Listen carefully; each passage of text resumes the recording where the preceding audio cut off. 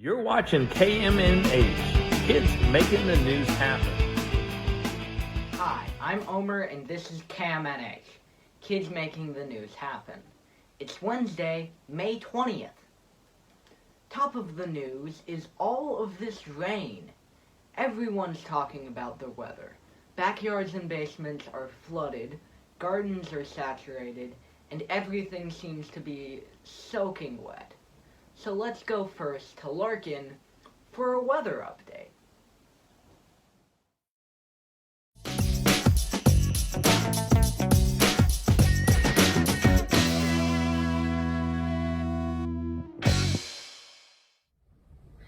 I'm Larkin, and now it is time for another KMNH weather report.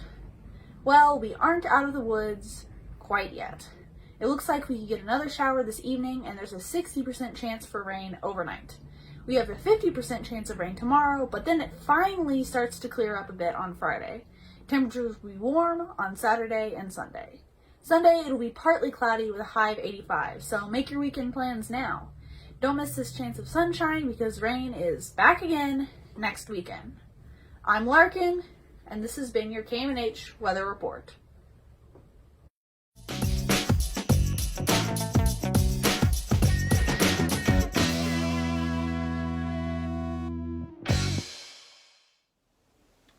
Today's word of the day comes to us from the New York Times. It was used 73 times in the New York Times last year. The word unflappable. It is spelled U-N-F-L-A-P-P-A-B-L-E.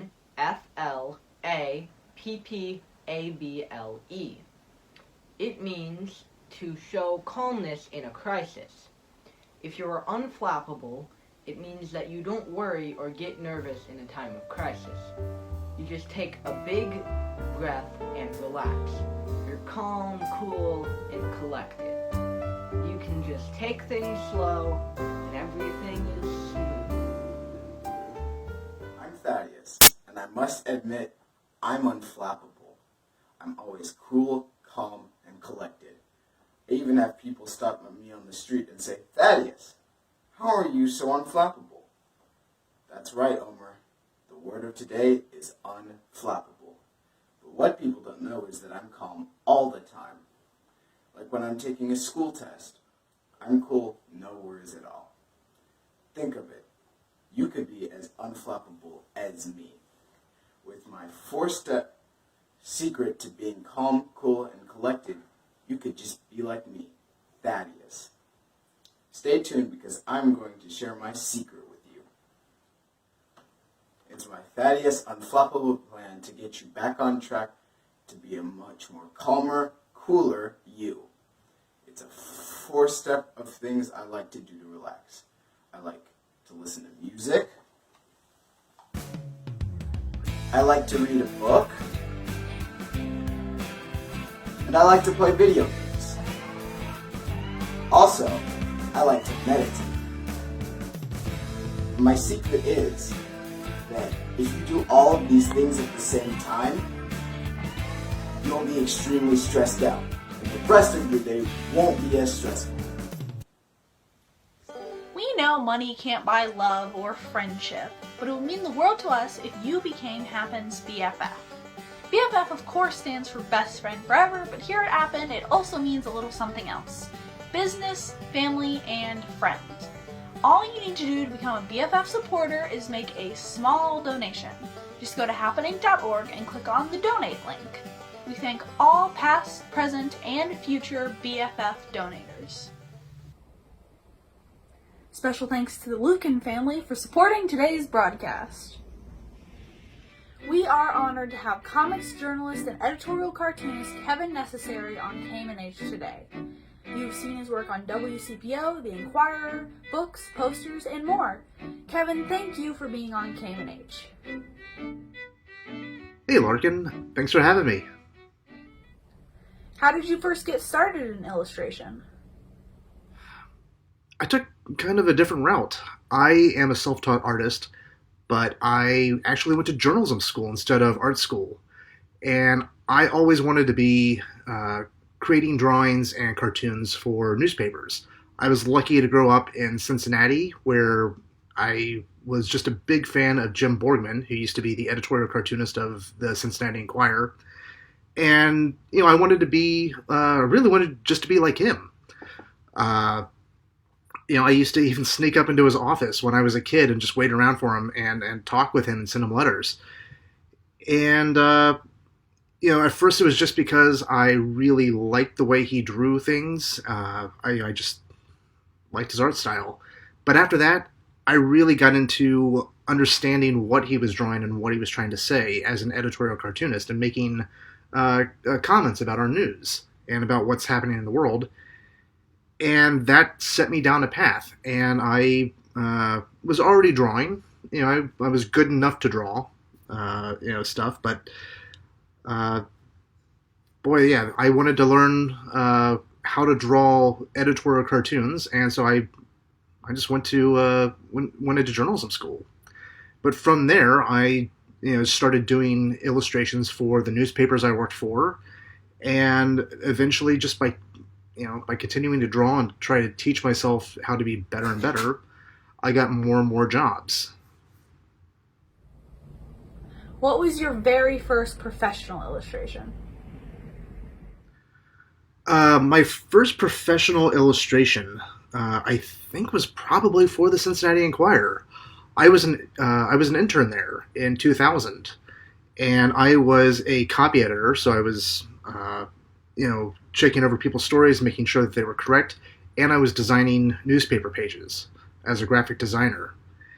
And I remember being given a page to design that was all about Paul Brown Stadium, which was just opening for the Bengals at that point. And the editors asked me if I wanted to do some illustrations. So my first professional illustrations were in the Cincinnati Enquirer 20 years ago. And it's kind of crazy for me to think that I'm still doing illustrations and cartoons for the Enquirer 20 years later, my hometown newspaper. How do you come up with your ideas for editorial cartoons? Wow, how do I come up with my ideas for my editorial cartoons? Well, the first thing that I do is I read. I read a lot of news. I read so much news because you can't do an editorial cartoon without understanding the news. A good editorial cartoon is going to be making a point, but it's going to be making an educated point. And so I need to be able to, to really understand the topics that I'm going to be drawing. So I spend a lot of time reading the news, and then I will spend a lot of time really staring off into space, just trying to come up with ideas. I'll take a walk or something. Now sometimes I will just have that idea just right there, and it's just like I can't wait to get that idea out, and I'll sketch it down on a sketch pad or on my iPad. And sometimes, like on a really good day, it just comes just naturally. But sometimes I will spend hours just trying to figure out what I'm trying to do, or I'll have the topic and I just can't get it just the way that I want. But really, a lot of it comes from it comes from reading the news. It comes from being well informed, or as well informed as I can be, and making sure that I understand what I want to draw and what I want to say. Do you have a favorite editorial cartoon that you can share with us? Ooh, do I have a favorite editorial cartoon? That's a tough one because I've drawn hundreds, maybe thousands of cartoons. I don't know. I lost count. I do have a couple that really do rise to the top. There was one that I did a couple years ago where there were a lot of protests at football games, and football players would take a knee, and they would kneel during the national anthem. And I wanted to say something. I was really supportive of them, and so I drew the Statue of Liberty doing the same thing, kneeling. And to me, that symbolized our freedom to say and to speak out, against injustice, and that got a lot of attention around the country and around the world. Another one of my favorites is much more recent. Uh, I always do a cartoon for opening day, and we didn't have one this year because of the coronavirus. So I drew Mr. Redlegs in his house, telling people that they should stay home, and that was actually picked up by Governor DeWine in one of his daily briefings. So it got shown on TV, and that was really cool. I think my favorite thing that I've done isn't just a single cartoon, though. It's a comic. So I will occasionally do what's called comics journalism, where I will tell a story and I'll report on a story. But instead of just writing it out, I'll do a cartoon and make a graphic novel. And several years ago, I did one called Living in the Shadows. I had met a young woman from this area who was a high school student, and she was the daughter of an undocumented immigrant from Mexico. And I got to hear their story, and I got to understand where they came from, why the family came here, and what their struggles were. And it really moved me, and I asked them if I could do a comic on it. So I spent months working with them and talking with them and writing and drawing, and I turned it into essentially a graphic novel. And that was probably that's probably my favorite thing that I've ever worked on. You have also illustrated a very famous book here in Cincinnati, and, well, now it's known all over the world. Can you tell us a bit about this book and how you created the illustrations for it? So I illustrated the children's book, My Best Friend Fiona, and it's all about Fiona the Hippo from the Cincinnati Zoo and Botanical Garden.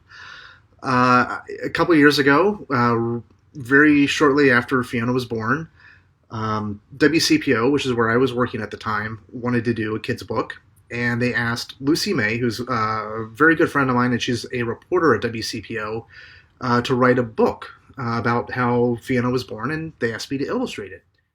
Drawing that was just a lot of fun.